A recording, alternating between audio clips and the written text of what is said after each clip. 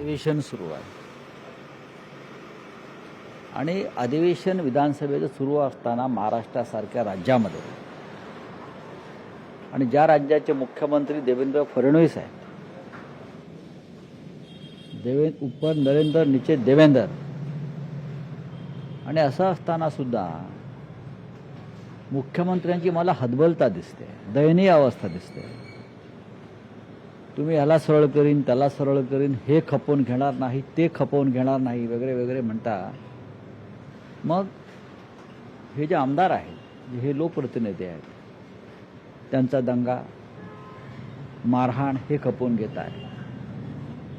त्यानंतर तुमच्या मंत्रिमंडळातले एक मंत्री महोदय आहेत, त्यांच्या अवतीभोवती पैशाच्या भरलेल्या बॅगा दिसत आहेत. निदान हे काय आहे हे तरी सांगावं जनतेला. एक आमदार मारहाण करतो, निर्घृण, अमानुष, आणि त्याच्यावर गुन्हा दाखल होत नाही, आणि झाला तर तो काय होतो, अदखलपात्र. उद्या मी जर एखाद्या मंत्र्याच्या कानफडात मारली, कोणी जाऊन मारलं, तर कोणत्या प्रकारचा गुन्हा पोलीस दाखल करतील मला सांगा ना. यापेक्षा वेगळा गुन्हा असा आहे की ज्याच्यावरच तुम्ही दखलपात्र गुन्हा दाखल करू शकता. आचारसंहिता नक्की कोणासाठी आहे? किंवा इंडियन पिनल कोड हे आमदार, खासदार, मंत्र्यांसाठी नाही का?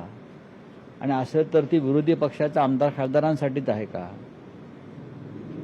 ज्या प्रकारचा पैशाचा प्रदर्शन आम्हाला दिसतंय महाराष्ट्राने पाहिलं, त्यात माझा काही संबंध नाही आहे.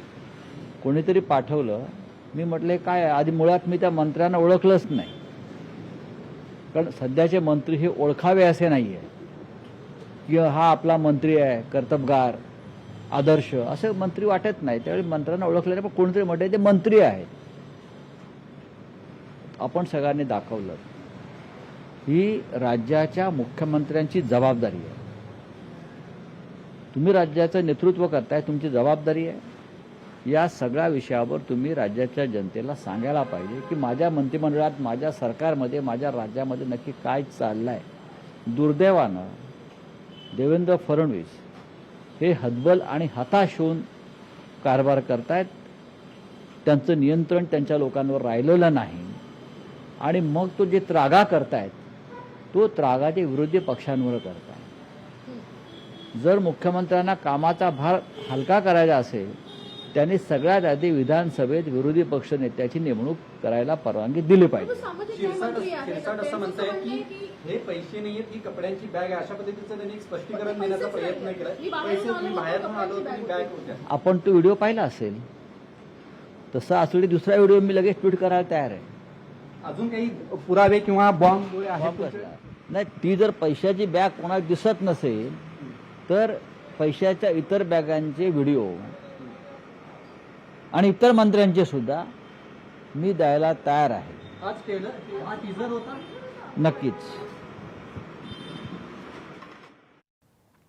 मुख्यमंत्र्यांचं कोणावर खरं तर वरदहस्त आहे का असा सवाल आता संजय राऊत यांनी उपस्थित केला. आमदारांचा दंगा, मारहाण कशी खपवून घेता असा सवाल देखील संजय राऊत यांनी मुख्यमंत्र्यांना विचारला.